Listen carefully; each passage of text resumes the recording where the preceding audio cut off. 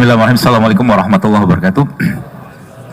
Alhamdulillah wassalatu wassalamu ala rasulillah wa ala alihi wa sahbihi wa mawala. Asyhadu an la ilaha illallah wahdahu la syarika lahu wa asyhadu anna Muhammadan abduhu wa rasulun nabiyya ba'da. Allahumma shalli ala Muhammad wa ala ali Muhammad. Baik, alhamdulillah kita bersyukur pada Allah hari ini kita dikumpulkan dalam majelis ilmu, dan mudah-mudahan Allah ikhlaskannya kita semua untuk datang ke sini semata-mata karena Allah Subhanahu wa taala, sehingga itu bisa memberikan tambahan amal dan meningkatkan iman kita kepada Allah Subhanahu wa taala. Dan salawat dan salam tidak lupa kita sampaikan kepada manusia yang paling baik akhlaknya, fisiknya, dan nasabnya Allah sempurnakan, itu Rasulullah SAW, yang kita mengucapkan salam kepada beliau, maka Allah memberikan kepada kita pahala 10 kebaikan. Baik, teman-teman sekalian, bicara tentang kesehatan ya, saat ini ada satu hal yang mungkin perlu kita telaah ya. Jadi mungkin adalah sekitar 1-3 hari yang lalu lah kurang lebih, saya mendapatkan seminggu yang lalu mendapatkan WhatsApp dari teman saya juga. Itu menyedihkan sekali. Ada seorang anak yang satunya umur 5 tahun, satunya 7 tahun. Satu 7 tahun, satu 9 tahun. Dan anak ini satunya kena kanker, satunya kena autoimun. Ya. Satunya kena kanker, satunya kena autoimun. Penyakit yang agak tidak lazim diderita oleh anak umur segitu gitu kan. Jadi sempat saya diskusi sama beliau, dan kesimpulannya memang tidak lain tidak bukan, salah satu biang keroknya adalah apa yang diturunkan atau diwariskan oleh ibu bapaknya ketika mereka sebelum menikah.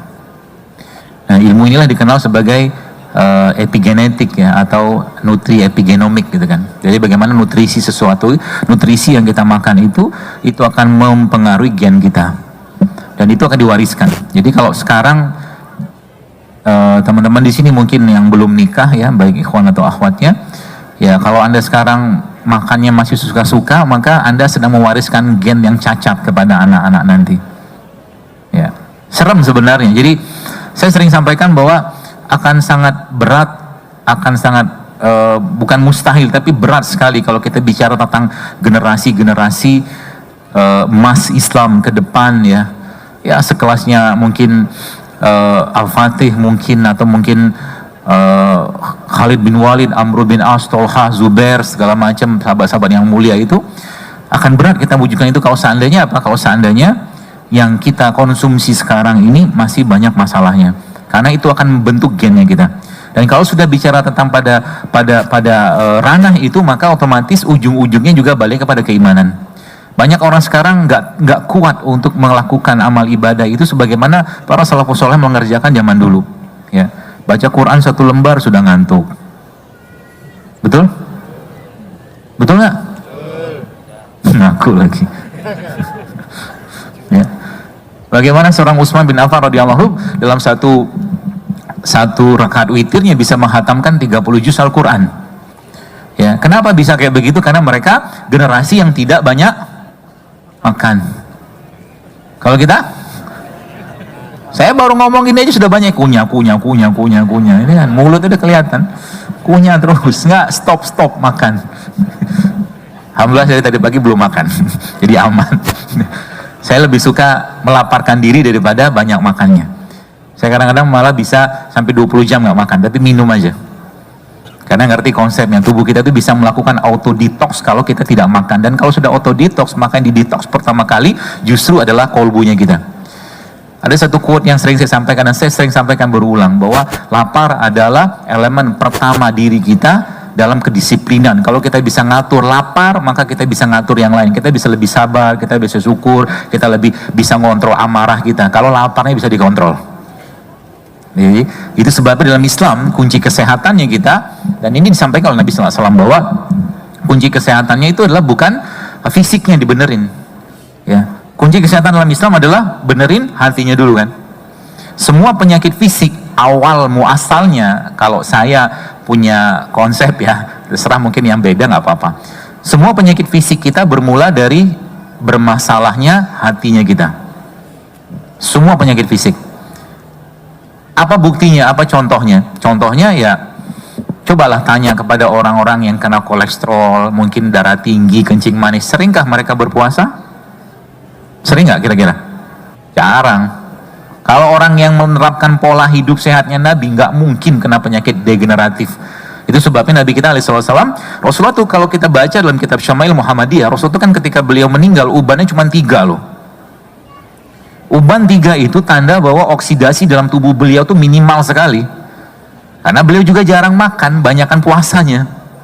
Ya. Tanya Aisyah, ada makanan? Nggak ada. Aisyah radhiyallahu anha bertanya, ada makan? Nggak ada. Akhirnya apa yang beliau kerjakan? Ya puasa. Kalau gitu aku berpuasa hari ini. Seperti itu. Jadi kalau seandainya kita mengikuti pola Nabi itu sekalian, banyak sekali penyakit-penyakit yang zaman sekarang ini kita bisa kendalikan dan bahkan kita bisa obati. Bagaimana saya sempat baca sebuah buku yang dikarang oleh 2 dokter di Amerika. Mereka mengatakan bahwa ternyata puasa 3 kali dalam 1 bulan itu efeknya luar biasa. Tapi dia nggak tahu bahwa Islam sudah mengajarkan itu. Luar biasa. Dia katakan puasa 2 kali seminggu itu bisa meningkatkan atau menstimulus gen anti penuaan. 2 kali seminggu. Tapi dia tidak mengatakan, dia cuma fast. Di akhir zaman nanti banyak fenomena apa? Kegemukan tubuh kurma setiap hari untuk berperang. Ya, dan beberapa makanan lain itu nggak banyak gitu kan. Kenapa? Karena memang ketika orang berpuasa, exercise saat berpuasa itu efeknya luar biasa, bisa memboost up growth hormone berapa kali lipat gitu kan. Ini saya katakan, kalau kita ngerti konsepnya bagaimana Islam mengajarkan, Rasul mengajarkan, maka sebenarnya kata kuncinya apa? Kalau seandainya kita mengikuti benar-benar bagaimana sholatnya Nabi, bagaimana puasa Nabi, bagaimana keseharian Nabi, maka mustahil umat Islam ini menjadi umat yang sakit-sakitan. Karena kata kuncinya apa? Semua syariat dalam Islam menyehatkan, tapi kita tidak melakukannya untuk sehat. Kalau kita rutin untuk tidak tidur ba'da subuh, gak mungkin kena masalah jantung. Itu gak begitu. Maka Allah sampaikan dalam Al-Quran, dalam surat An-Naba itu, waja'alna laila libasa. Jadi kami ciptakan malam untuk istirahat. Jadi kita belajar bahwa ternyata hormonnya manusia, teman-teman sekalian, itu bekerja sesuai dengan ritmenya matahari. Ya, matahari muncul, maka yang keluar hormon jenis simpatik. Ya.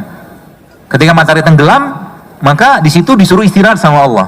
Istirahat sama Allah. Allah suruh istirahat malam. Jadi malam bukan waktu yang tepat untuk makan.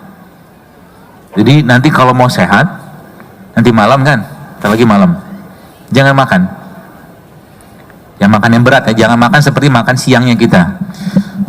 Malam itu biarkan tubuh kita bekerja untuk mengistirahatkan enzim, hormon, sistem kita, organ kita malam. Sehingga nanti indikatornya apa? Kalau orang tidurnya baik, maka otomatis bangun tidurnya pasti akan segar. Ya, jadi salah satu cara untuk menjaga badan kita tetap sehat adalah tidak banyak makan waktu malam. Apakah ini diajarkan oleh Nabi? Iya. Rasul mengajarkan pada Isya beliau ngapain? Tidur. Kan begitu polanya. Terus malam nanti bangun. Jadi kalau coba gini, nanti teman-teman cobain deh. Kalau Anda makan habis Isya atau mungkin maghrib lah makan agak banyak gitu kan, tuh bangun malamnya berat. Apalagi yang dimakan yang rombongan-rombongan itu tuh. Sudah tahu lah ya. Si goreng, apa, sate, cilok, cireng, seblak, gorengan gitu lah. Ya. Dan kalau dimakan kayak begitu maka malamnya akan berat bangunnya. Ya, maka nanti kalau teman-teman sudah paham pola-pola ini, sebenarnya ngobatin penyakit itu gampang banget. Dan konsep ini pahami baik-baik, ya, supaya kita menyadari bahwa selama ini kita itu zolim gitu kan. Baik, kalau mobil Toyota di Jepang katakanlah diproduksi, maka ketika mobil ini diekspor atau mungkin dibikin di Indonesia, maka pasti mobil itu akan dibikinkan onder dealnya atau spare partnya kan gitu. Ya ada radiatornya lah, ban segala macam gitu kan. Karena si pak mobil Toyota tadi dibikin oleh pabrik Toyota.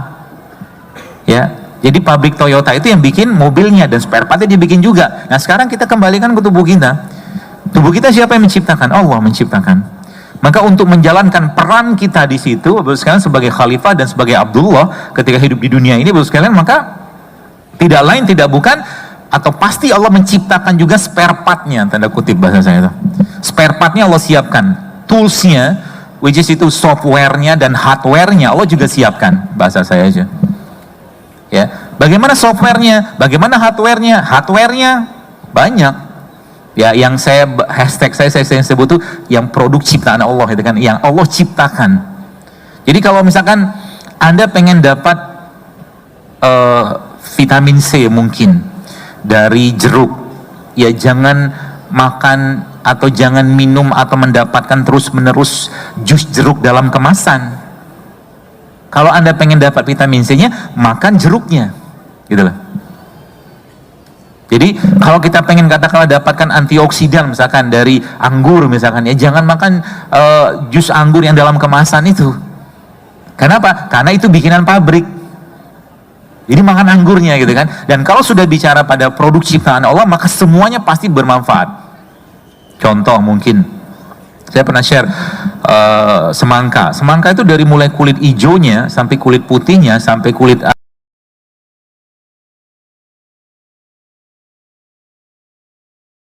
goreng.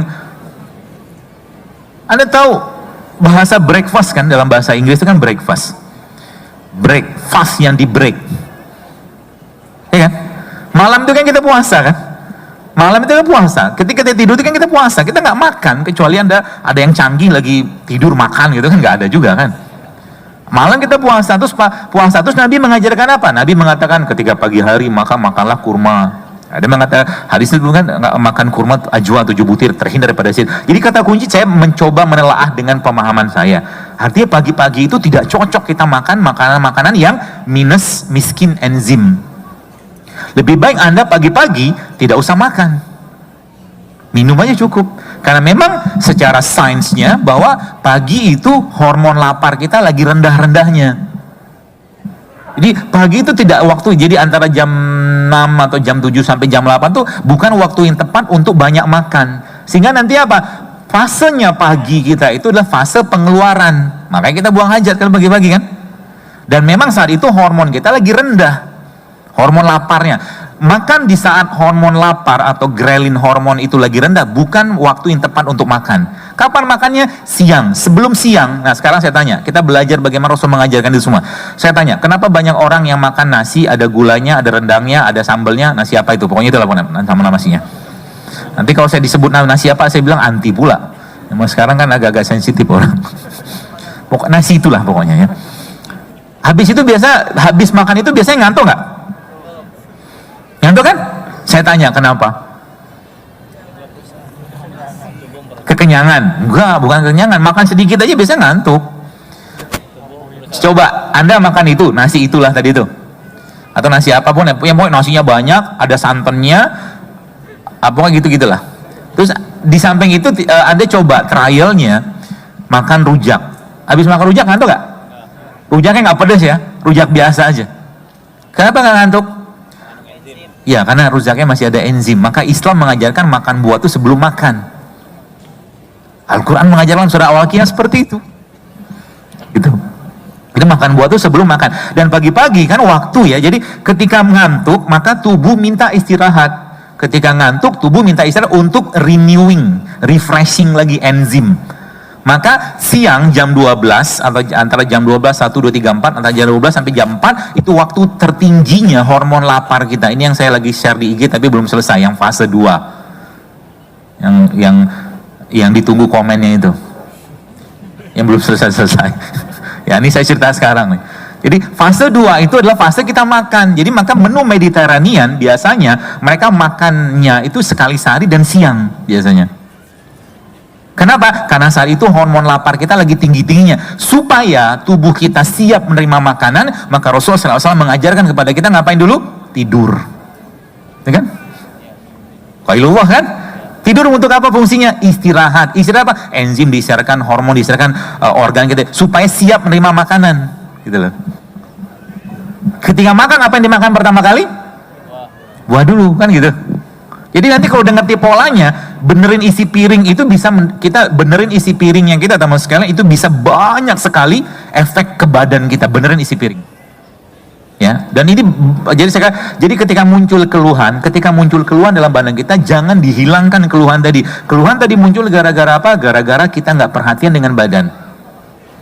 Pusing misalkan, sering banget pusing. Jadi ada beberapa tanda-tanda di mana orang itu sebenarnya sudah kalau bahasa saya itu teracunin badannya, terintoksikasi dengan makanan, gampang gampang ngantuk, ya moodnya bermasalah. Tanda-tanda orang moodnya bermasalah itu apa? Baperan kalau bahasa kita kan? bahasa saya itu tanda-tanda orang yang baperan dan mood bermasalah itu adalah gampang banget left group. Nah, diomong sedikit sebel itu. Kenapa bisa baperan kayak begitu? Kebanyakan kerupuk mungkin. Yang dimakan tuh gak ada gizinya. Jadi moodnya kita tuh dipengaruhi oleh makanan. Maka ada istilah kan, good food is good mood, kan gitu.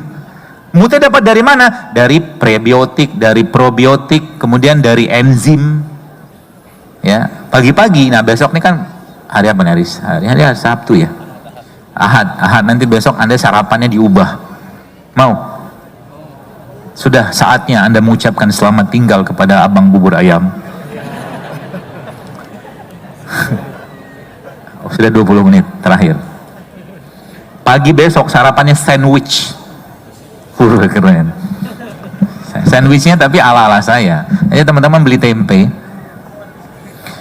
Tempenya dipotong slice tipis gitu kan, segini lah kurang lebih. Lalu tempe tadi dibikin 2 potong, 2 slice. Tengahnya dikasih kurma. Enak banget. Speechless kalau bahasa saya.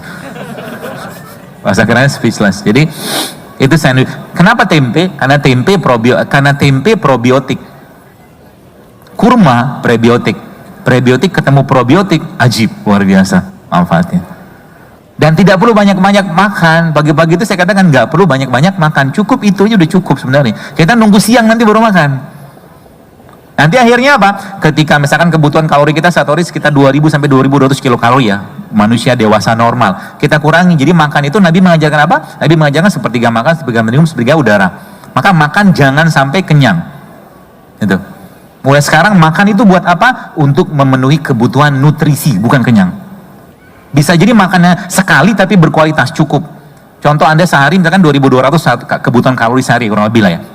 Anda cuma makan 1700, 1800. Indikatornya apa? Dari kita makan tidak sampai kenyang.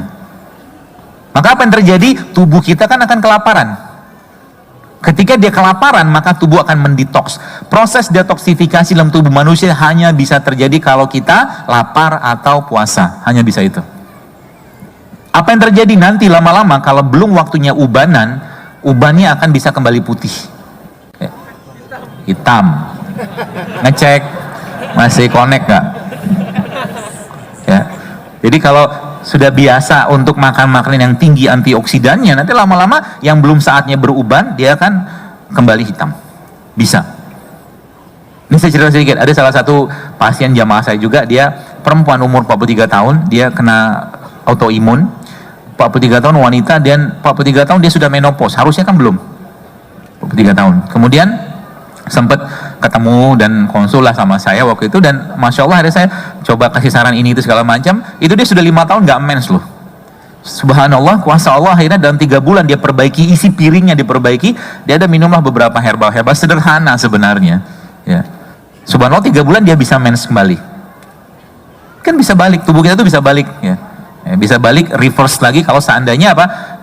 Asupannya benar ya, asupannya benar. Semakin fresh, semakin baik makanan yang kita makan, dan semakin alami dia, maka semakin baik. Jadi saran saya ya, pagi-pagi itu mulai pagi lah misalkan ya. Kenapa pagi? Karena pagi itu sering banget orang makan kayak makan siang. Betul? Nasi goreng lah, nasi uduk segala macam. Pagi-pagi coba makan seperti makannya khalifah, buah gitu kan. Khalifah tuh nggak makan cireng, cilok, seblak gitu, nggak dimakan sama khalifah. Gagah gitu kan khalifah gitu kan, Abdullah gitu kan, sosok yang perkasa gitu kan, pasti makan juga baik gitu kan. Akhirnya apa? Ketahuan nanti ya, orang yang makannya baik pasti wajahnya glowing, pasti glowing itu karena ada lampu. Ya, tapi intinya semakin banyak antioksidan yang kita makan, maka dia akan semakin berperan sebagai radikal scavengernya. Dia menangkap radikal-radikal bebas dalam badan kita. Dan itu didapatkan dari mana? Ya kayak beginilah sebenarnya. Ya, tomat mungkin ada, apalagi Indonesia kita dijajah Belanda selama berapa? 350 tahun kan? Belanja jajah kita karena apa? Rempah. Sayangnya penduduk negeri ini sekarang gitu ya, banyak nggak tahu, lebih senang dengan minuman kemasan daripada air kunyit, air kencur segala. Tapi makanya saya agak kesel kalau ada orang tanya, dok maaf amankah minum kunyit? Tapi dia nggak tanya, aman nggak minum antibiotik? Sekarang saya tanya, yang ciptakan kunyit siapa? Allah. Allah lebih tahu kebutuhan kita. Yang bikin antibiotik siapa? Pabrik. Gitu kan? Maka semua kebutuhan kita sebagai manusia, saya bukan mengatakan saya nggak suka dengan anti dengan pengobatan konvensional, bukan. Saya katakan mari kita tempatkan pada porsi yang benar gitu loh. Jangan berlebihan. Ini batuk pilek sedikit kita lupa. Ada jahe, ada kapulaga, ada cengkeh, ada bunga lawang. Itu kan obat semua. Dan sains menjelaskan tentang itu gitu loh. Ya makanya saya katakan mari fafiru ilallah, kembali pada Allah. Ya. Kita ini ciptaannya Allah, maka Allah memberikan toolsnya kepada kita dari apa yang diciptakan di atas tanahnya.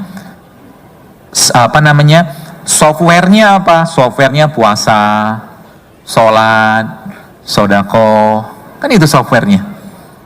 Maka puasa salah satunya ikonnya kita itu adalah salah satu bentuk detoksifikasi terbaik. Gak mungkin Nabi, bukan gak mungkin, luar biasa hikmahnya ketika Nabi SAW mengatakan berpuasa 13, 14, 15 itu kan salah satu nasihatnya Nabi. Ya, kemudian dilanjutkan. Kenapa kok dilanjutkan sampai tanggal Nabi katakan 17-nya berpuasa atau 19 berbekam atau 21 berbekam? Pasti ada hikmah di situ. Maka ada hadisnya Nabi mengatakan berbekam pada tanggal 17 atau 19 atau 21 itu bisa menyembuhkan penyakit. Kata Nabi begitu. Dan sebelumnya badan kita didetoks dengan puasa.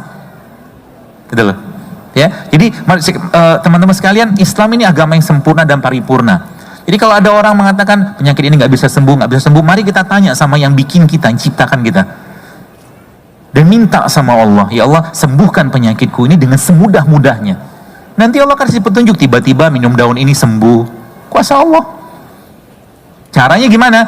Kita menyadari bahwa kita zolim dengan badan kita selama ini, ya. Dan Nabi sudah mencontohkan itu semua, meskipun tidak secara detail gitu kan. Kalau orang tanya, zaman Nabi kan nggak ada infus water, kata siapa? Nggak ada. Air Nabi itu kan infus water, iya kan? Saya ada lihat screenshot teman ngirim ke saya, dia cerita ada seorang jamaah nanya ke ustadznya, ini mengada-ngada banget, dia bilang zaman Nabi nggak ada tuh infus water. Itu air kurma kan infus water. Di sana adanya kurma, nggak ada kencur, ya kan?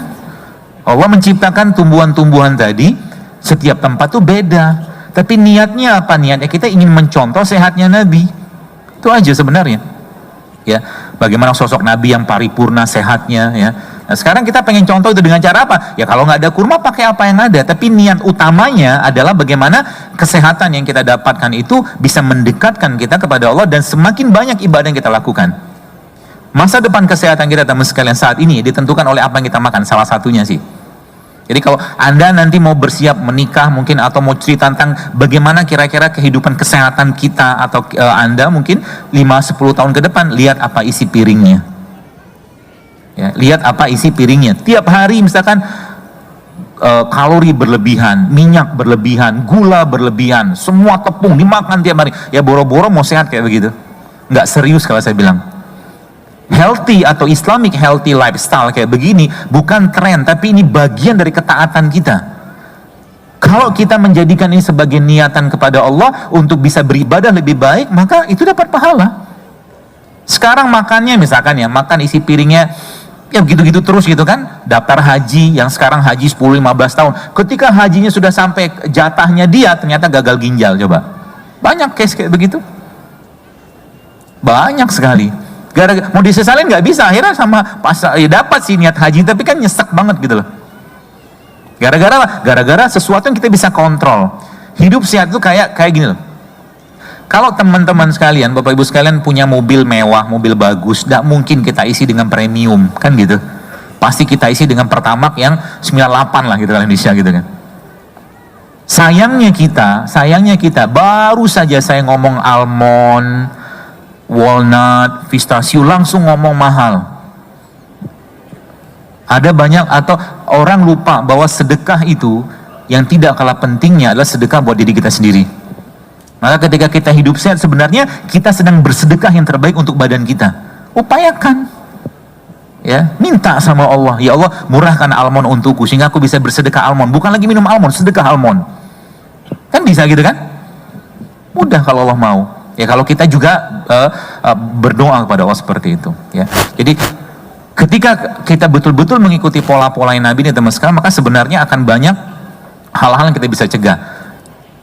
Tips terakhirnya sebelum mungkin tanya jawab, saya cuma berpesan, coba deh challenge yourself, tantang diri Anda. Selama seminggu ke depan, teman-teman siap nggak untuk mengubah pola makannya?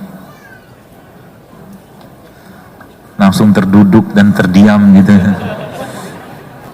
Siap nggak? Orang yang nggak maksain tahajud sampai mati juga nggak bisa tahajud. Orang yang nggak maksain hidup sehat sampai mati pun nggak bakal bisa hidup sehat. Dan jangan sampai nanti akhir kehidupan kita, masa tua nanti cuma nabung penyakit yang nyusahin keluarga. Ngapain kayak begitu? Ya nanti seminggu ke depan coba nih, saya kasih tips.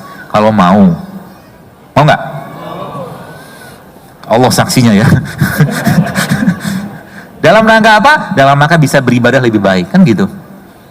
Seminggu ke depan tidak ada lagi makanan berbasiskan tepung yang Anda makan. Sudah mulai sedih?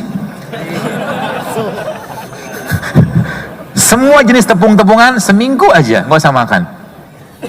Ya. Yang pertama, yang kedua, semua makanan minuman yang mengandung gula, pasir. Sudah mulai sedih? Makin sedih? Yang kedua. Yang ketiga, seminggu ke depan, kalau bisa sih, kalau bisa. Tapi kalau nggak bisa sih nggak apa-apa. Tapi kalau bisa, teman-teman stop makan nasi putih. Mulai terduduk dan terdiam. Tapi kalau memang pengen tetap makan nasi putih, gak apa-apa. Saya kasih dispensasi. Nasi putihnya 1 sendok makan. Kalau saya sih begitu. Ya. Siap gak? Coba dikerjain. Kerjanya dulu. Nanti maksudnya nanti teman-teman akan lihat badannya enak banget. Ya, sudah berapa tadi? 4. Belum. Sedihnya masih berlanjut. Yang terakhir, semua produk yang diolah dengan menggunakan minyak goreng. Iya, tempe itu lebih bagus mentah. Kau udah saya jelasin tadi. Tempe ya. Seminggu aja kerjaan begitu, nanti lihat. Ngantuknya mulai hilang, pegel-pegelnya mulai hilang. Coba aja. Kan banyak banget yang udah ngelakuin kayak beginian, makanya saya ngajak Anda untuk nyobain kalau mau. Kalau nggak mau juga nggak apa-apa, kan dakwah nggak boleh baper. Jadi gara-gara Anda nggak ngelakuin itu tiba-tiba saya stop dakwah, nggak mulai, nggak banget, gak gue banget itu. Terserah, karena kita akan bertanggung jawab dengan Allah nanti ibadahnya kan. Sudah aku ciptakan ini itu sama Allah kan, tapi masih zolim, urusan masing-masing. Itu ya, seminggu aja. Nanti pulang ini kan, sekarang jam 5 nih. Kalau mau makan sekarang, sebelum matahari tenggelam. Yang dimakan apa? Buah. Nanti kalau udah kayak begini teman sekalian, abang-abang gorengan sudah mulai melihat pasar terbuka. Ketika banyak udah mulai insaf kan, dia mulai berubah menjadi dagang buah potong. Ya kan? Mereka jualan gitu kan karena ada yang beli. Betul kan? Jadi jangan khawatir rezeki mereka akan kurang, tenang aja. Kita sekarang menciptakan pasar sendiri coba. Ya sehingga nanti yang jual, kenapa saya cerita begini? Ada satu pas kajian di Bandung, ngomong begini panjang lebar. Habis itu pedagang yang protes, yang bakso, mie ayam, cireng gitu kan, protes sama panitia karena makannya nggak ada yang beli. Tapi depan makanan jangan bahas ya. Jadi kalau tetap pengen depan makanan pengen makan aja. Ya, kalau saya sih milih makanan karena apa ya? Saya tadi nggak mau menjolimi badan bahasa saya gitulah. Jadi kalau Anda sodorkan kepada saya mie instan, kayaknya kalau Anda pakai pisau mau bunuh saya makan itu baru saya makan. Tapi kalau nggak saya nggak makan. Kenapa? Ya bisa jadi 1 sendok makanan yang nggak sehat tadi bisa memicu reaksi autoimun, alergi. Nah bisa kayak begitu memang. Hati-hati dengan makanan. Ya, gitu. Saya kira mungkin cukup pemaparannya, sudah jam 5 juga. Mungkin kalau ada yang mau tanya silakan. Masya Allah, lebih dari 20 menit ini. Nah ini teman-teman semuanya, kalau misalnya tadi saya sempat deg-degan tadi ketika disinggung tanda-tanda akhir zaman gitu ya. Adalah orang-orang yang gemuk. Oh, bahagia banget itu ya. Tapi teman-teman jujur, Dok, waktu puasa kemarin saya melaksanakan challenge-nya gitu ya. Sebelum puasa kita sempat ketemu Dok sekali, satu sesi. Dan dokter juga begitu, mengatakan kepada saya atau kepada jemaah semua yang datang pada saat itu, mulai saat ini ya, kita nggak makan yang tadi sudah disebutkan oleh dokter. Saya lakuin itu nggak makan. Dari berat saya ke 78, berat saya turun ke 70. Itu pas lebaran. Pas lebaran, ini karena saya mudik waktu itu, Dok. Dan karena nenek dan kakek saya sangat cinta dengan saya gitu ya, semua makanan dikeluarin, Dok. Saya hilap, Dok. Sampai saat ini saya balik lagi ke 78. Itu siapa senang banget ya. Nah ini jadi sebenarnya teman-teman, ini semua sudah Dokter Jedul paparkan mulai dari resepnya gitu ya, mulai dari hari pertama sampai hari ke-7 dan seterusnya. Itu semua sudah saya lakukan, dan mungkin di sini teman-teman juga ada yang sudah melakukan ya. Tadi saya lihat beberapa sudah ada yang bawa air ini tuh, air jahe ya kalau tidak salah ya. Boleh diangkat, Mas? Itu air apa isinya? Lemon sama madu. Itu yang satu lagi sama? Ini lemon ya. Boleh diangkat dong yang bawa botolnya. Kira-kira saya mau lihat nih berapa banyak yang sudah mengikuti. Boleh yang di atas boleh diangkat botolnya, meskipun nggak kelihatan nggak apa-apa. Oke, Dok, itu tadi tentang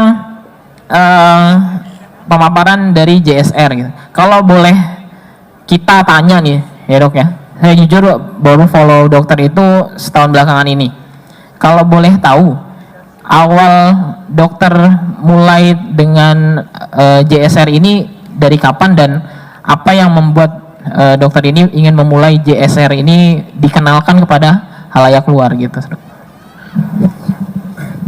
Ya baik, bismillah. Ya awalnya kegelisahan sih, kegelisahan kayaknya nggak kelar-kelar nih ngurusin penyakit dengan obat-obatan.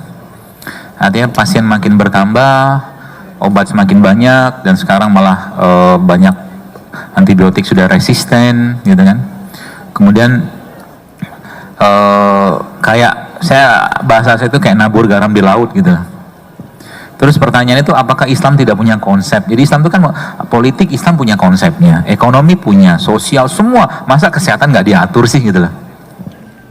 Itu kegelisahannya. Terus dan mulai saya belajar gitu kan, membaca, emang nggak ada sekolahnya, jadi kebanyakan belajar otodidak, bagaimana menggabungkan ini dan buku-buku yang saya baca segala macam. Oh ternyata ini, ternyata jadi gitu. Ya alhamdulillah tuh dapat sekolah dokter, ya saya cuma dokter umum sih. Tapi ya dari situ saya bersahabat, ternyata ilmu kita yang dikasih itu kalau kita manfaatkan 1 semester saja itu luar biasa. Bagaimana kita membahas anatomi, bagaimana seorang dokter bedah tuh tidak akan ada dokter bedah di muka bumi ini kalau trombosit nggak ada. Itu kuasa Allah kayak begitu. Jadi ilmu Allah tuh luas banget. Jadi justru malah saya banyak belajar tuh di universitas kehidupan. Belajar saya di situ justru. Jadi bagaimana melihat tanda-tanda kebesaran Allah, bagaimana kita melihat kenapa ada buah, misalkan kita bicara kurma ada kurma yang masih mengkel, kurma yang sudah kering, kurma yang basah, itu semua manfaatnya beda-beda semua. Ya, kayak begini tadi saya tanya kepada Bapak yang produksi, saya katakan, ini tingkat kemanisannya bisa diatur, tingkat kemanisannya bisa diatur dengan nutrisi yang diberikan.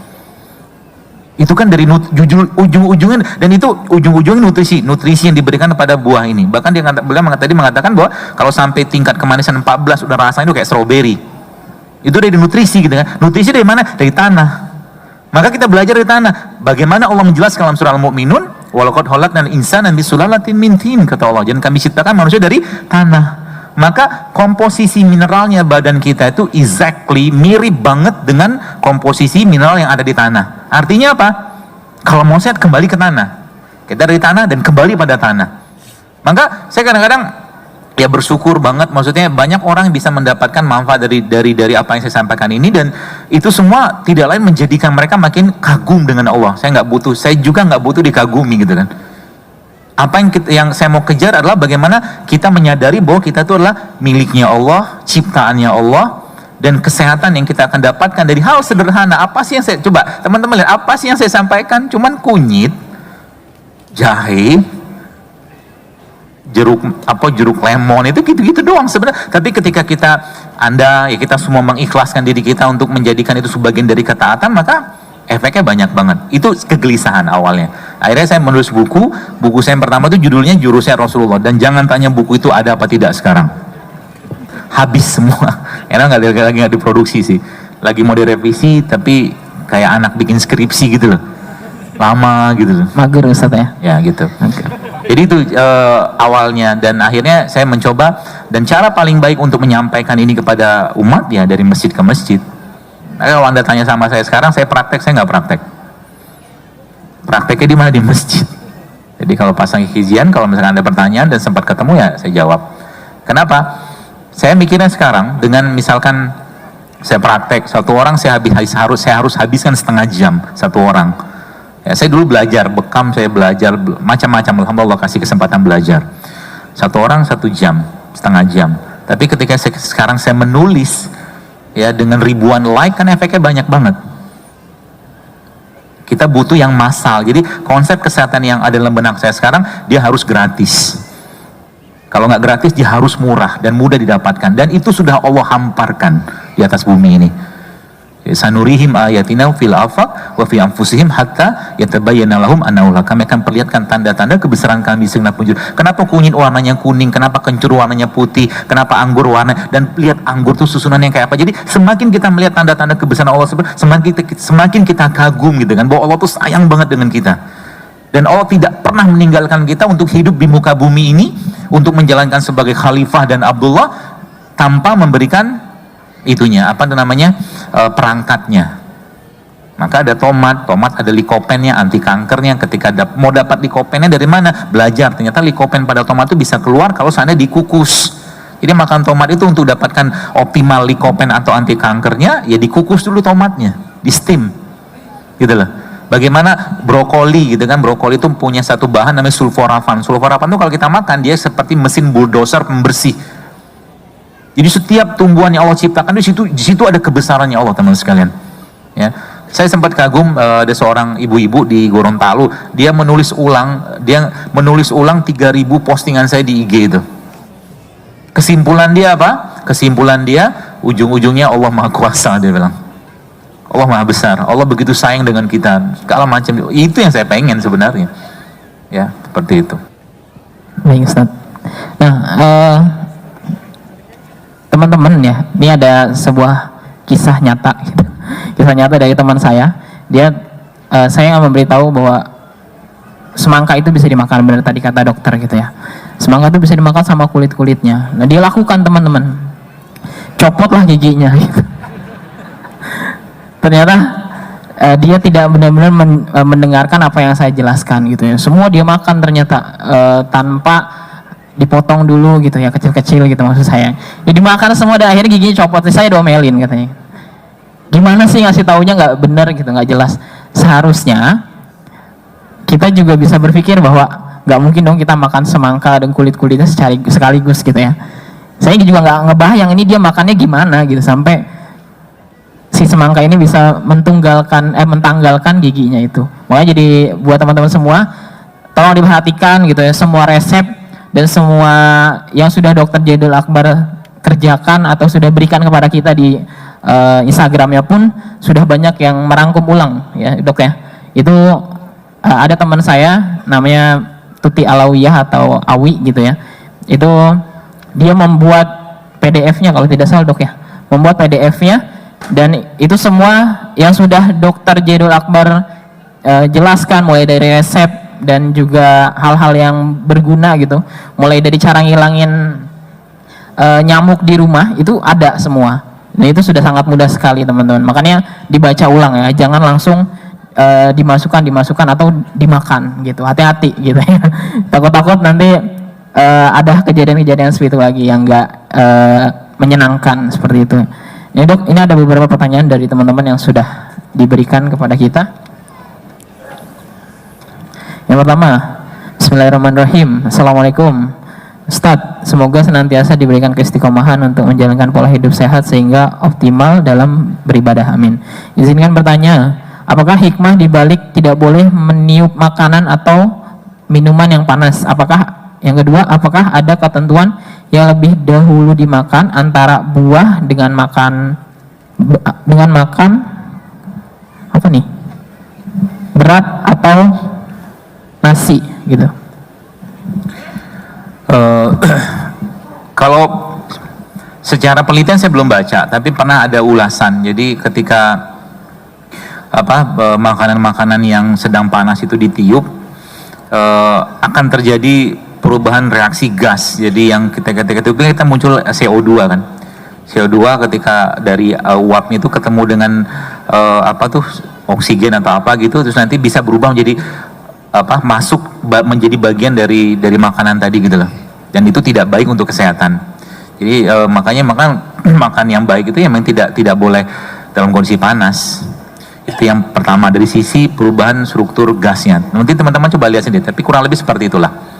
Yang kedua, makanan panas bisa merusak mukosa mulut. Mulut kita ini kan mukosanya beda. Jadi mukosa itu bagian yang lembut. Jadi kalau kita lihat mukosa itu kayak ya bagian langit-langit itu mukosa namanya itu. Kalau ini kan kulit nih. Jadi dia ketika kena panas, dia bisa merubah strukturnya.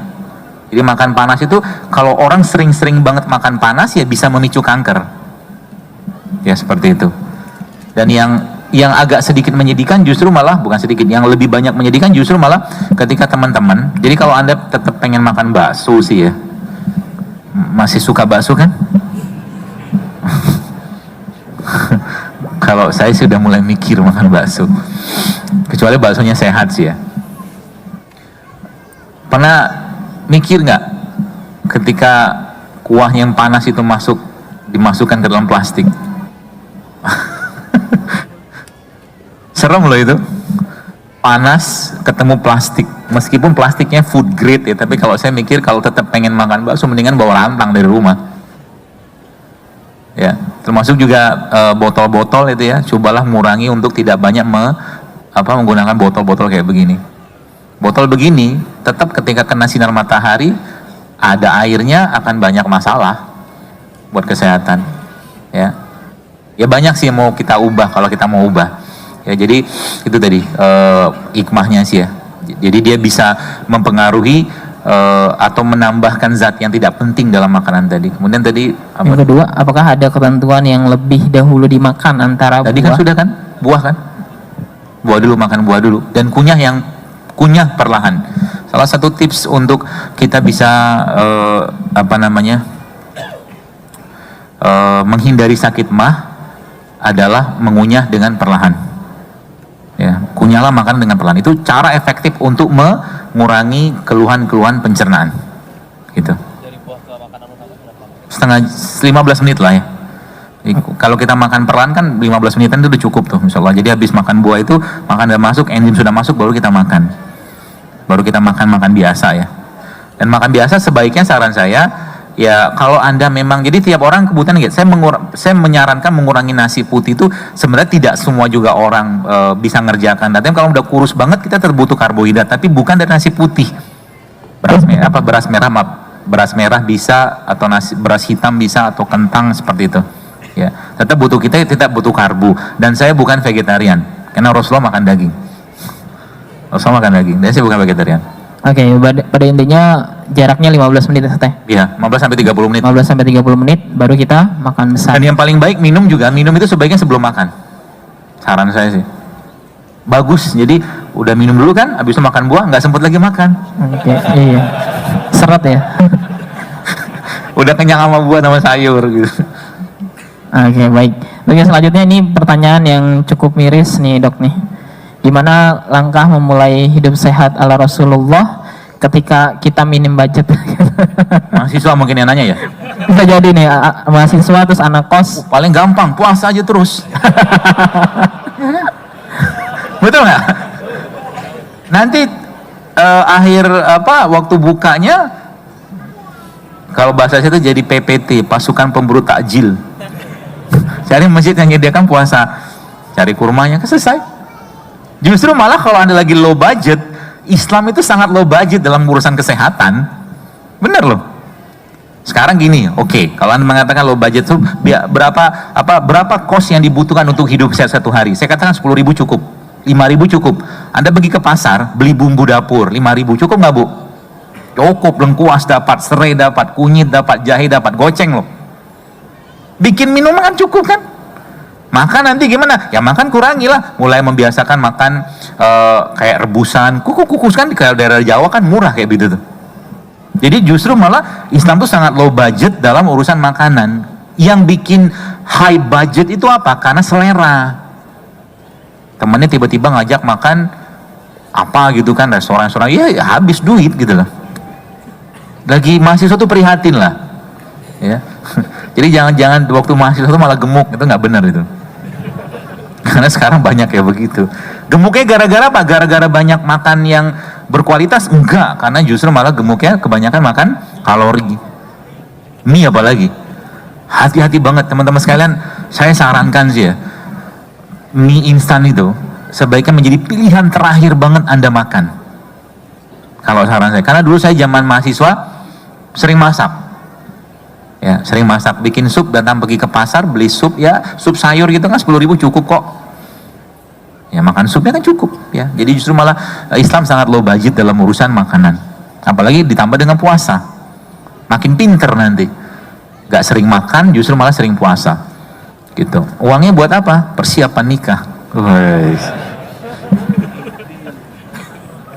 Oke, baik.